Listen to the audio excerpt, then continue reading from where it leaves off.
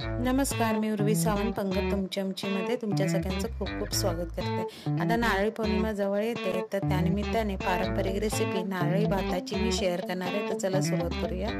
तर आता इथे मी 1 वाटी गूळ, 1 वाटी बासमती तांदूळ, 1 वाटी किसलेलं ओलं नारळ, आवडीनुसार ड्रायफ्रुट्स, 1 ते 1.5 चमचा जायफळ वेलची पूड, 2 चमचे तूप आणि ह्याच्यात मी मसाला घेतला आहे, तो मी तुम्हाला पुढे सांगते। आता इथे मी बासमती तांदळाचा वापर केलाय, तुम्हाला हवं असेल तर घरचा आपला रोजचा वापराचा तांदूळही तुम्ही वापरू शकता। आता इथे मसाल्यामध्ये मी 4-5 दालचिनीचे तुकडे, 2 लवंगा आणि 2 छोटी हिरवी वेलची असते ती घेतली आहे। एका मोठ्या कढईत तूप घालून त्याच्यात आपण दालचिनी, लवंगा आणि हिरवी वेलची घालायची। त्यातच आपल्या आवडीनुसार ड्रायफ्रुट्स ॲड करायचे, थोडे ड्रायफ्रुट्स साईडला काढून ठेवायचे। त्याच्यातच किसलेला नारळ आणि गुळाची पावडर। आता इथे मी गुळाची पावडर वापरली आहे, तुम्ही हवं तर गुळ चिरूनही इथे घालू शकता। आता हे चांगलं मिक्स करून घ्यायचं। आता साधारण गुळ वितळला की ह्याच्यात आपण 1 वाटी धुतलेला तांदूळ धुवून निथळून त्याच्यात ॲड करायचा आहे। आता ह्या स्टेजला मी गॅस मीडियम ठेवला आहे आणि मीडियम गॅसवरच आपल्याला हे चांगलं परतून घ्यायचं आहे। आता हा गोडाचा पदार्थ असल्यामुळे मी ह्याच्यात चिमूटभर मीठ ॲड केलेलं आहे आणि हा भात चांगला परतून घ्यायचा आहे।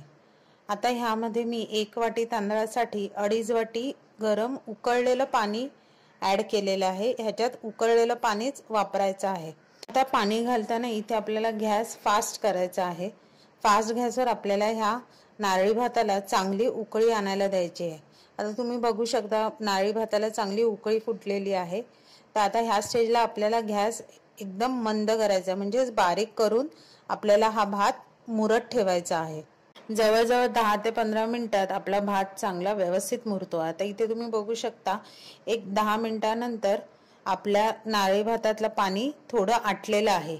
आता ह्याच्यात अजूनही थोडं पाणी आहे। पुन्हा ह्याला 5 ते 10 मिनिटं आपण झाकण लावून चांगलं मुरत ठेवायचंय। एक 15 ते 20 मिनिटानंतर बघू शकता की भात चांगला गुळामध्ये, नारळाच्या रसामध्ये चांगला मुरलेला आहे। आता ह्याच्यात मी 1.5 चमचा एवढं जायफळ वेलचीची पूड घालून पुन्हा एकदा आपल्याला हा चांगला मिक्स करायचा आहे आणि पुन्हा एकदा झाकण ठेवून त्याला चांगली वाफ आणायला द्यायची आहे।